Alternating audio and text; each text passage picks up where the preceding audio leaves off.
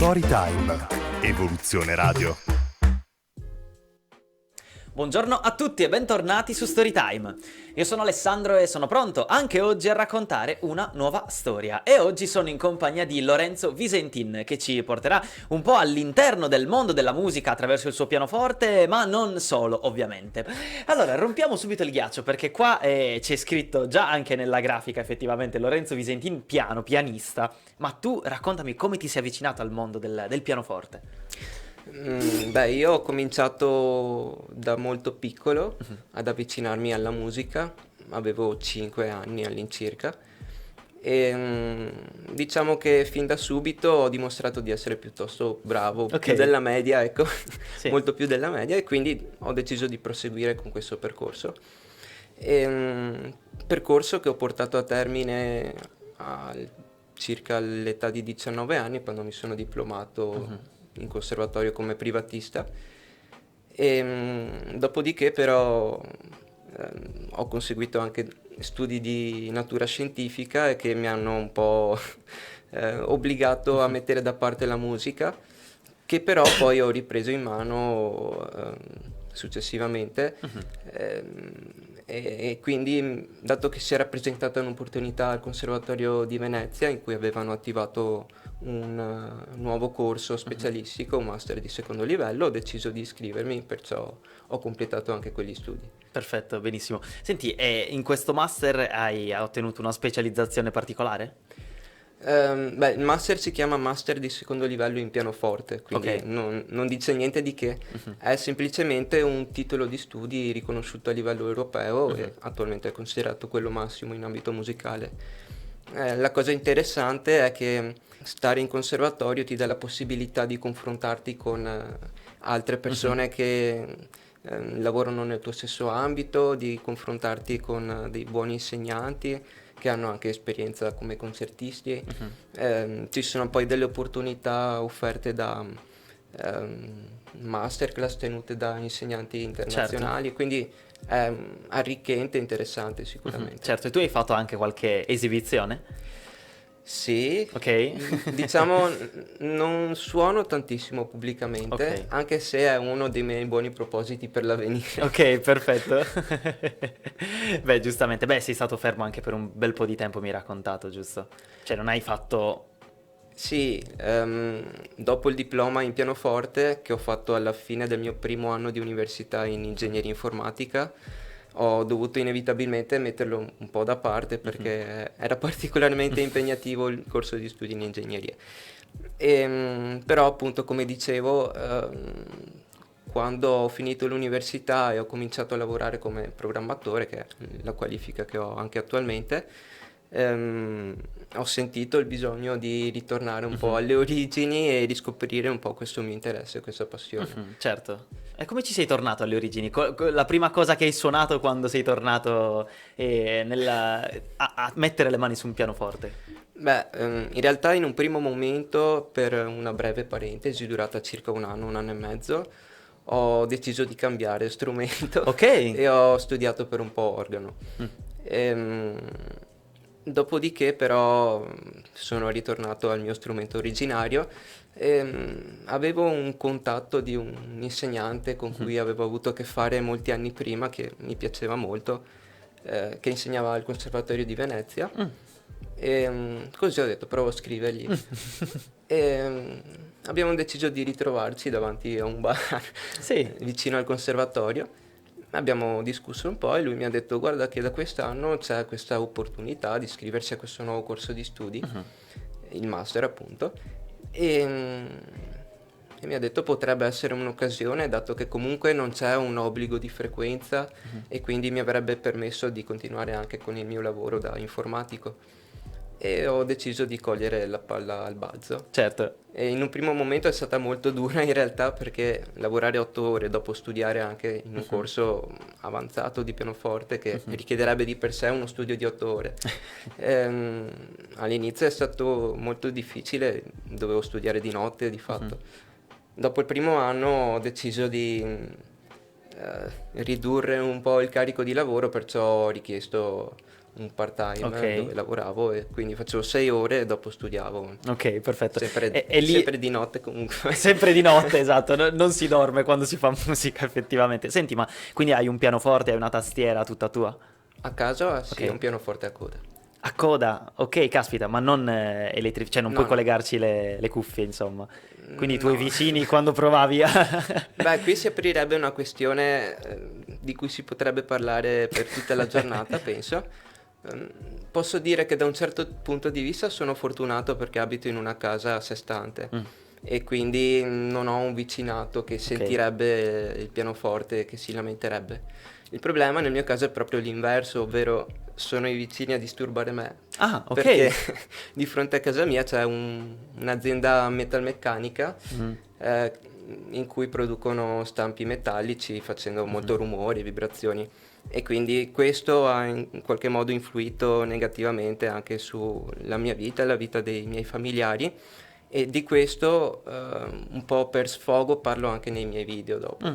che sono prevalentemente di carattere sociale. Ok, e infatti raccontami un po' il canale YouTube, è il tuo nome e cognome, non si può sbagliare effettivamente, Sì, giusto? Quindi... in realtà ho un canale che avevo attivato molti anni fa Mm. che si chiama proprio Lorenzo Visentin, che però dopo ho dismesso sostanzialmente. Cioè Ok. c'è qualche mia esecuzione, c'è anche la mia esecuzione del concerto finale del percorso del master, Ah, ok, però dopo non ho più caricato nessun video. ok. Ho deciso di ricominciare da zero con un nuovo canale che ho chiamato, come spesso fanno i pianisti di un certo rilievo, nome e cognome, Piano. piano. Certo, e Così lì uno invece non si sbaglia. che cosa carichi lì? Raccontami. Allora, lì ho cominciato circa 1 anno e mezzo fa, Mhm. caricando dei video prevalentemente di natura musicale, che però, con l'intento però di essere originale, innovativo, Mm. cioè non mi piaceva l'idea di essere... Scontato. sì, o comunque omologarmi a quelle che sono le norme. Spesso trovo che i musicisti non siano particolarmente originali, non diano un qualcosa di proprio. Mhm. Spesso si limitano a suonare magari in modo molto virtuosistico, certo ce ne sono di molto bravi. Penso che sia però un'attività un po' fine a se stessa, un po' un soddisfacimento personale. Penso invece che il pianista, il musicista, l'artista in generale debba avere anche una funzione sociale. Mm. Anche perché se consideriamo, io sono un pianista classico, l'eredità che ci è stata data come testimone dai grandi compositori dell'epoca sarebbe un po' come sciuparla, limitarsi a fare una bella esibizione ben vestiti o davanti a un bel pubblico che magari non capisce neanche molto quello che sto Certo. facendo.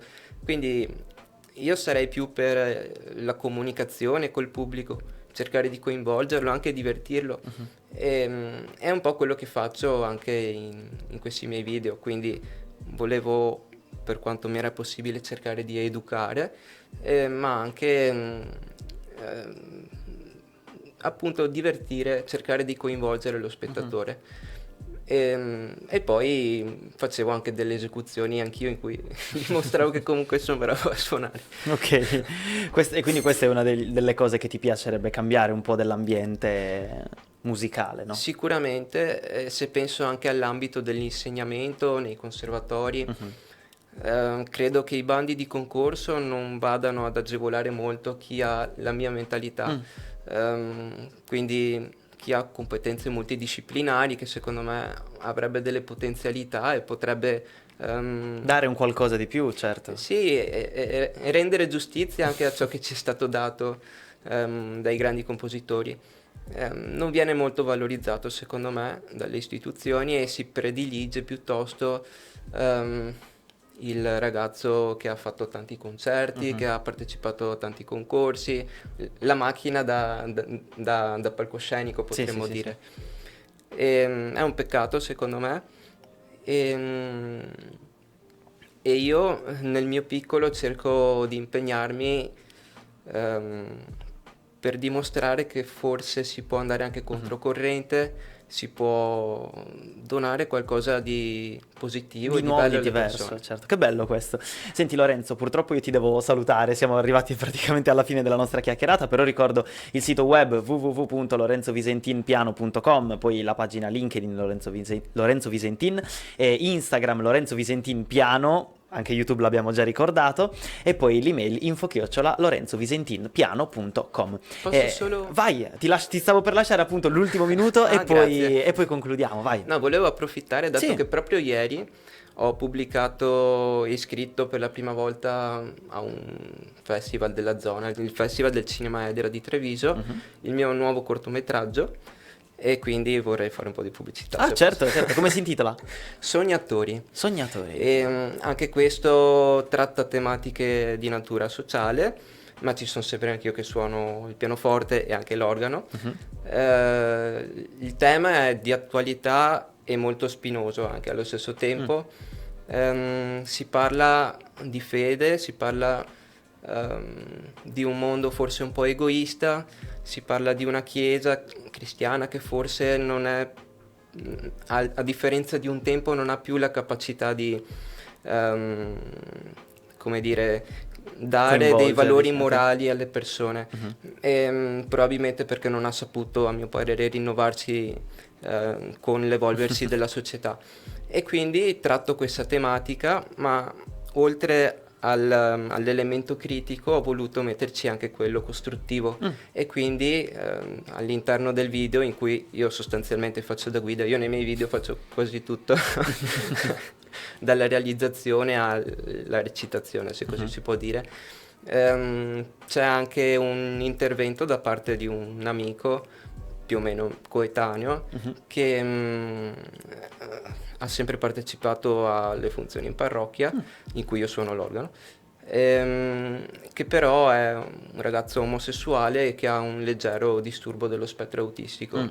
Ecco, lui ha vissuto l'emarginazione da parte della Chiesa, ma avrebbe potuto anche decidere di allontanarsi o di arrabbiarsi, e invece lui ci dà la sua testimonianza, il suo esempio positivo, e quindi a sua volta ha fatto delle raccolte di interviste, ha scritto dei libri, partecipa attivamente a delle riunioni in cui parla di questo problema e sensibilizza le persone.